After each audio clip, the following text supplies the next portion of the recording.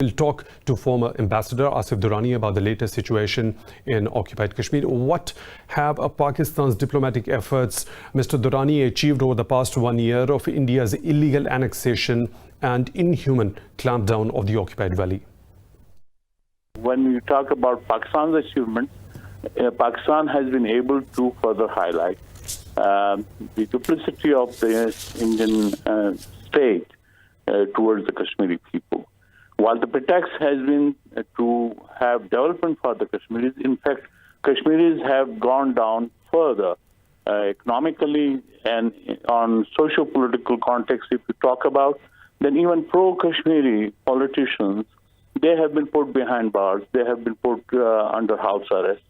So what kind of socio-political development or economic development Mr. Modi's government has been talking about? So Pakistan has been able to project that as well at the international fora.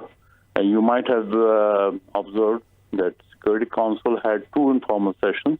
Although when you talk about from political point of view, it may not have that value as a full-fledged session of the UN Security Council has it, or for that matter, some outcome from the Security Council, either through a presidential statement or through a Security Council resolution.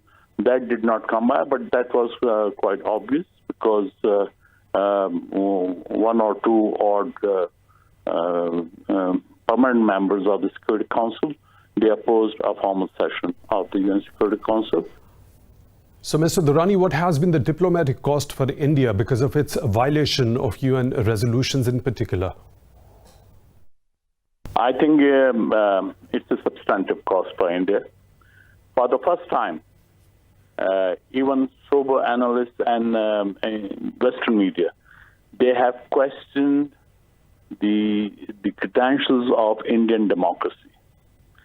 They have questioned the motives of India as a state, which is being led by the extremist Hindu mind, and they are in fact riding on the waves of majoritism. This has caused problems when you talk about India's domestic politics.